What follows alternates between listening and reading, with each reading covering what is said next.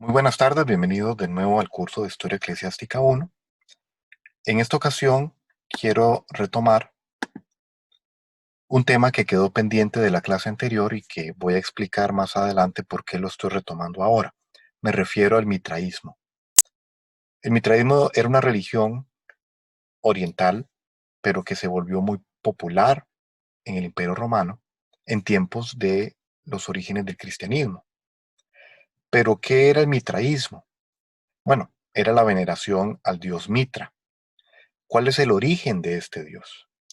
Tradicionalmente se ha creído que era el dios Mitra de los persas, que era aliado de su divinidad principal, Ahura Mazda, pero algunos en tiempos modernos han cuestionado este paso de Persia a Roma y encuentran algunas razones para creer que el origen del Mitra de Roma es distinto de este Mitra de Persia.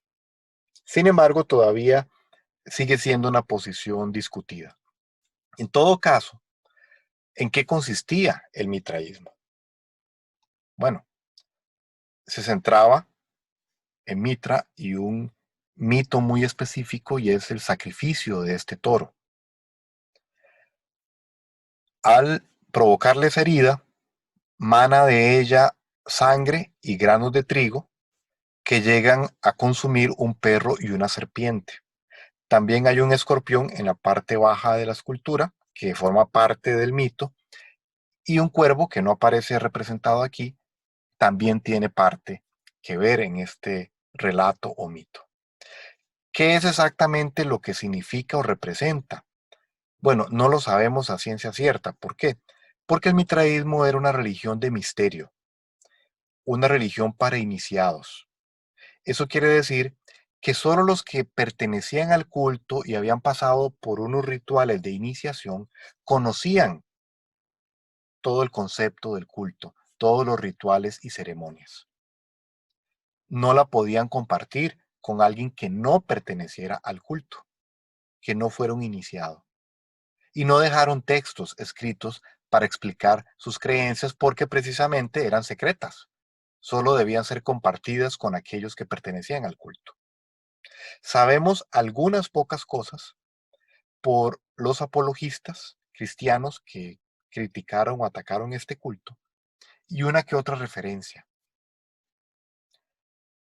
Por ejemplo, tenemos esta otra representación pictórica del mismo mito. Hay más imágenes, pero igual podemos ver el perro, la serpiente, abajo vestigios del escorpión. El cuervo sí aparece en la imagen. Vemos a Mitra con una capa con estrellas en el reverso de la capa, al sol alumbrándole directamente, y otras escenas que podemos intuir su significado, pero que no lo tenemos con toda seguridad. Esta imagen pertenece a un mitreo. Los mitreos eran los lugares donde se celebraban los cultos en honor a Mitra. En un principio se hacían en cuevas, posteriormente se construyeron lugares semejando cuevas, oscuros, estrechos, sin ventanas, donde se reunían los adeptos a celebrar las ceremonias en honor de Mitra. Y siempre había una representación de este mito como parte central del culto. Este mitreo fue encontrado en Roma, donde de hecho se han encontrado bastantes. En las fronteras del este de Roma también se han encontrado varios de estos sitios. Este, en particular, este mitreo, está construido en Dura Europos, una ciudad de la que ya nosotros hablamos en otra ocasión, una ciudad fronteriza, muy ecléctica, donde había muchos cultos y por supuesto estaba presente el culto a Mitra. Este culto fue muy popular entre los soldados, entre el ejército. De hecho, esa es una de las teorías, que las legiones que estaban apostadas en las fronteras del este del imperio, en lucha o contacto con los partos y los persas, aprendieron o llegaron a conocer este culto. Resulta que llegó a ser tan popular entre los soldados y el ejército que los emperadores optaron por darle un rango de oficialidad y lo transformaron en el culto al sol invictus, al sol no vencido, el sol invencible. De manera que incluso se adaptó parte de la iconografía del culto romano, puesto que Apolos es una divinidad asociada al sol, viajando en una carroza con caballos, y se fusionó con el culto a Mitra y se volvió en un culto oficial. De hecho, fue el emperador Aureliano quien le dio el rango de religión oficial y construyó inclusive un lugar de culto. Bueno, resulta que el mitraísmo era muy popular en tiempos del cristianismo, del origen del cristianismo, y mencionamos que por eso los apologetas dirigieron algunas críticas combatiendo esta creencia. Las cosas llegaron a tal punto que vemos, por ejemplo, este mosaico en una tumba que fue encontrada debajo de la Basílica de San Pedro en Roma, en donde otros mosaicos nos dan a entender que se trataba de una tumba cristiana, porque hay representación de Jonás, y otros motivos cristianos. Pero aquí encontramos entonces que Jesucristo ha adoptado los rasgos del Sol Invictus. Y podemos notar aún más esta fusión cuando leemos el edicto de Constantino del 7 de marzo del año 321, donde él dice: en el venerable día del sol se dejará a los magistrados y al pueblo descansar y se cerrarán todos los talleres. En el campo, las personas ligadas a la agricultura podrán voluntaria y legítimamente continuar sus labores, pues con frecuencia sucede que el día siguiente no es el adecuado para sembrar o plantar viñas, pues se teme que por dejar pasar el momento propicio para tales operaciones se perderá el favor del cielo. Por supuesto que no está hablando aquí del favor del cielo cristiano, está hablando de las divinidades paganas y las creencias que la gente tenía con respecto a la agricultura o los ciclos de la siembra. El lenguaje de Constantino aquí es completamente pagano. El domingo, de hecho, el primer día de la semana era el día del Sol Invictus, en que se veneraba a esta divinidad. Sin embargo, Constantino ya lo hace con una connotación cristiana. ¿Por qué? Bueno, porque mencionamos en clases anteriores que los cristianos estuvieron reuniéndose sábados y domingos durante mucho tiempo. Aunque el autor del libro, por momentos, da a entender que los cristianos solo se reunían en domingo, en la página 189 y 193 del texto que estamos leyendo, él menciona que se reunían sábados también, que había culto también los sábados, para la época precisamente de Constantino y posterior. Constantino entonces, mediante este edicto, refuerza la adoración o el culto en los domingos. Y por supuesto está en un lenguaje pagano, puesto que todavía gran parte del imperio seguía haciéndolo todavía. En el año 380, el 27 de febrero específicamente, el emperador Teodosio declaró al cristianismo religión oficial. Y en el 383 le cambió el nombre al domingo, que se llamaba Dies Solis, el día del sol, a Dies Dominicus, el día de Dios, el domingo. Y finalmente en el 391 prohibió el culto al Sol Invictus. De manera que vemos este movimiento progresivo en ir asimilando una creencia o un culto pagano, incluyendo su día de descanso o veneración, para que sea incorporado dentro de las creencias cristianas. ¿Por qué dejamos este tema para esta ocasión? Bueno, por lo que mencioné anteriormente, porque vamos a proceder a hablar del monaquismo o del monasticismo. Y es en este tema que el autor, seguramente involuntariamente, menciona que habían celebraciones o cultos también los días sábados en esta época. La palabra monje viene de griego monajos, único, solo, solitario, y el tipo de monasticismo, monaquismo que vamos a ver en esta época es muy distinto del que popularmente conocemos hoy en día, porque el movimiento no nació como la idea de formar comunidades religiosas. Las persecuciones habían terminado.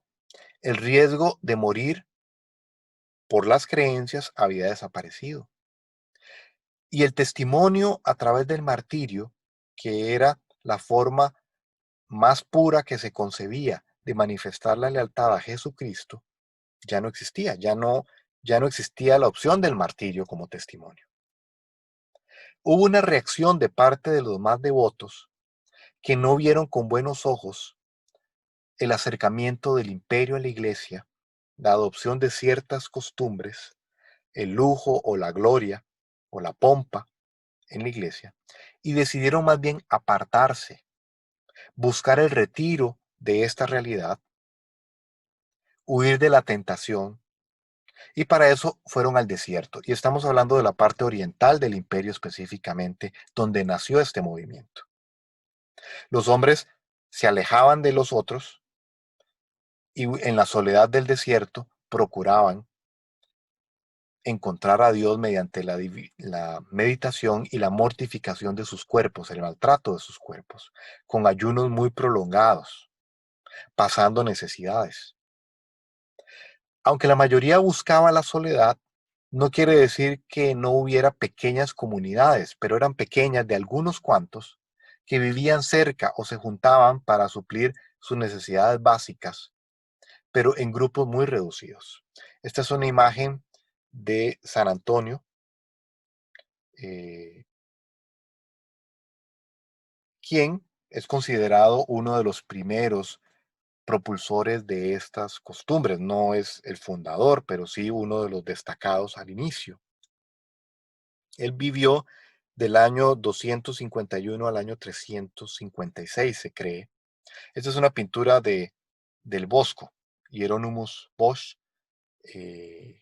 obviamente de una época muy posterior del siglo XVI, pero este, es simplemente una ilustración de Antonio, considerado una figura icónica en este movimiento monástico.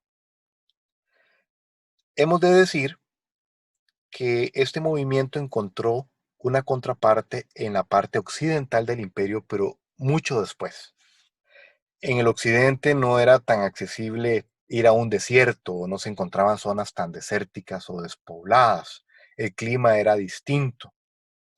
Y allí vemos eh, otro movimiento distinto con Benito de Nurcia, o San Benito, como se le conoce, quien nació alrededor del año 480 y murió en el 547, donde el concepto de apartarse y consagrarse a Dios no se veía tan aislado, y allí sí empiezan a desarrollarse comunidades más grandes, más extensas, para la oración, la meditación, el trabajo y la escritura, que este es un detalle muy importante.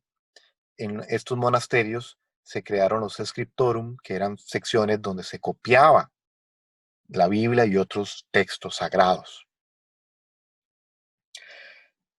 Benito de Nurcia funda este monasterio en Monte Cassino, en Italia, al sur de Roma, en el año 529.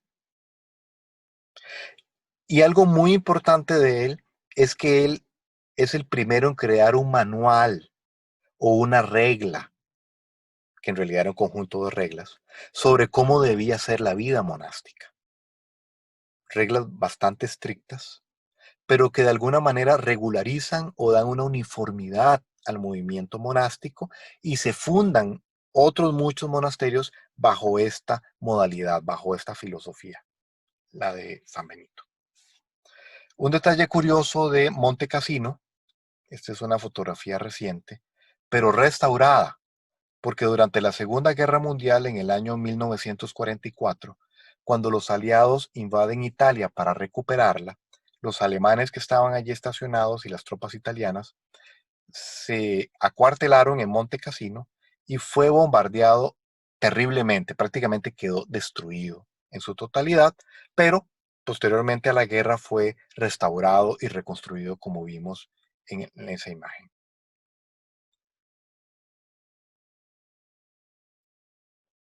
Un personaje que debemos destacar y no podemos dejar de mencionar es Jerónimo, quien también por momentos vivió una vida ascética, monástica, separada en el Oriente, pero que es recordado principalmente por la traducción de las escrituras al latín.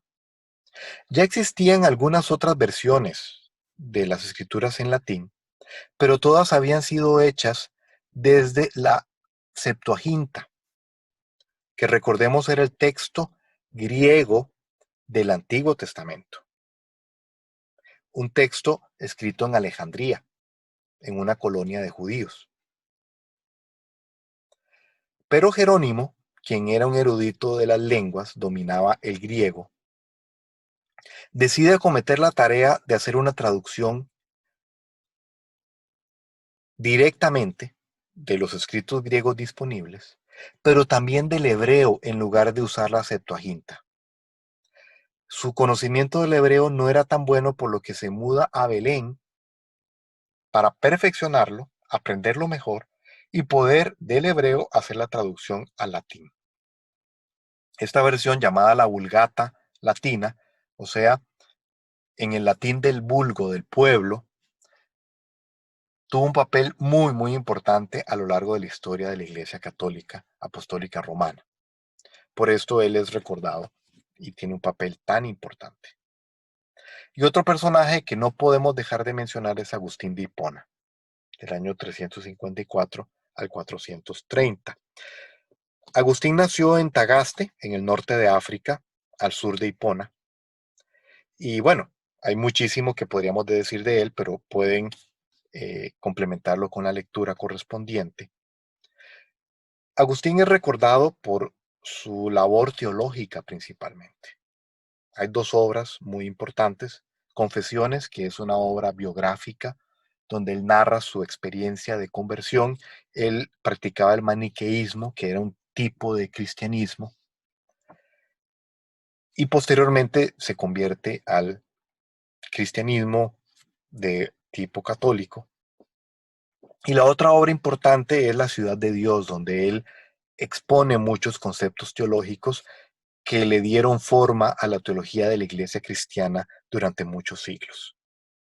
Es una figura destacadísima dentro de la Iglesia católica. Aquí pueden ver el mapa para ubicar dónde estaba Hipona, donde fue constituido obispo, cerca de Cartago, en el norte de África, y a la mano izquierda, al fondo, ruinas de la ciudad de Hipona. Y a la derecha, eh, la representación más antigua que tenemos de Agustín. Esta se encuentra en el Palacio de Letrán en Roma y fue hecha en el siglo VI, más o menos. Estamos hablando de unos 100 años después de la muerte de Agustín, se hizo esta representación. Y bien, acercándonos al final de la clase de hoy, no podemos hacerlo sin hablar de las invasiones bárbaras, del fin del Imperio Romano de Occidente. ¿Cómo sucedió esto? Bueno, han habido muchas explicaciones de cómo es que Roma termina siendo destruida como imperio. Em, Alguna gente habla de la decadencia en la administración pública, la corrupción, em, la incompetencia de los emperadores, la decadencia de la misma sociedad romana. Pero el punto es que no se trata de un acontecimiento causado por una única razón, no fue algo que sucedió tampoco en un instante, fue un proceso muy largo en realidad. Y sin duda las invasiones bárbaras jugaron un papel importantísimo en la caída del Imperio Romano Occidental. Es bueno señalar que son bárbaros en el sentido que para los romanos cualquier persona que estuviera fuera de sus fronteras, que no tuviera la ciudadanía romana, era un bárbaro. Y los bárbaros eran principalmente pueblos germánicos. Es esta región que está allí señalada en el mapa, compuesto por un sinfín de grupos distintos, de tribus de muchas características distintas. Durante siglos, los romanos estuvieron luchando contra los germanos, con las tribus germánicas, y cuidando sus fronteras, formadas por el río Rin y el Danubio, y evitando que pasaran en el territorio romano. Esta lucha fue más o menos exitosa durante varios siglos, hasta que finalmente hubo un movimiento intenso de tribus germánicas, empujados a su vez por los hunos que habitaban el Asia Central y que estaban moviéndose hacia el oeste. Los germanos, que no pudieron hacerle frente a los hunos, entonces deciden a su vez huir, pero para eso tienen que invadir Roma. Ellos deseaban establecerse en territorio romano, no necesariamente destruir el imperio o conquistar el imperio, no eran las ideas originales, era simplemente encontrar un lugar seguro para sus familias y establecerse. Por supuesto que el desarrollo ulterior de la historia no fue así. Roma estaba muy debilitada por sus continuas guerras civiles y asesinatos, conspiraciones de los emperadores, así que no pudo hacerle frente a este movimiento intenso de tribus entrando por sus fronteras. De hecho, Roma misma, la capital, fue saqueada por lo menos en 3 ocasiones. En el año 410 por los visigodos, comandados por Alarico. En el año 455 por los vándalos, comandados por Genserico. Y finalmente, y por última vez, porque ya se considera como el fin del Imperio Romano, en el año 476 por los érulos, comandados por Odoacro. Es en este año que se considera que muere el último emperador en Roma.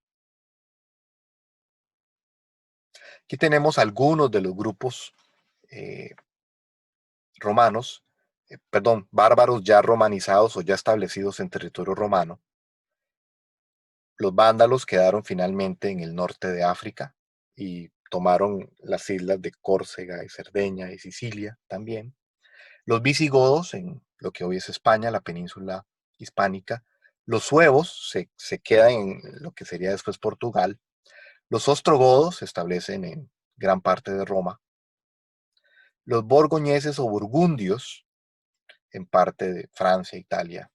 Los francos, lo que es Francia. Los anglos y sajones invaden Britania o las Islas Británicas. Tenemos los alamanos, ahí mencionan los turingios. Ya en este mapa no aparecen los érulos, pero creo que es bueno recordar que estos no serían los únicos, ahí verían otros, pero este es un mapa de un momento específico, porque durante varias décadas los movimientos y guerras entre ellos mismos fueron muy dinámicos y este mapa cambió muchísimas veces. Algo para destacar muy importante antes de terminar es la conversión de Clodoveo al catolicismo, al cristianismo católico. Esto tuvo una trascendencia enorme, enorme. Que los francos optaran por el cristianismo católico y le dieran su apoyo a la iglesia romana. ¿Por qué? Porque gran parte de estas tribus eran arrianas. ¿Qué quiere decir esto? Eran cristianos, pero un cristianismo que difería del cristianismo católico. ¿En qué sentido? Bueno, el arrianismo, llamado así por Arrio, quien fue su principal predicador, sostenía principalmente que Jesucristo había sido creado por el Padre y que por sus méritos el Padre le elevó su estatus a Dios, pero no igual a Él, como una divinidad subordinada. Los bárbaros o estas tribus bárbaras eran arrianos por la actividad misionera de varios que los visitaron, les predicaron, el más conocido Sulfilas, y que ellos al convertirse al arrianismo e invadir el Imperio Romano, imponen esta creencia en sus territorios, lo que entra en pugna con la Iglesia romana, que no sostenía esta doctrina. Más adelante veremos lo que sucede y la dinámica de cómo Roma, la Iglesia romana, empieza a adquirir primacía, pero sí es importante señalar que la conversión de los francos significó para la Iglesia romana de gran importancia, una gran importancia, porque prácticamente estaba rodeada e invadida por arrianos. Bueno, vamos a hacer las lecturas respectivas para profundizar en este tema. Pueden contar con mi ayuda a hacer consultas de cualquiera de estos temas si los hubiese. Que tengan una feliz tarde.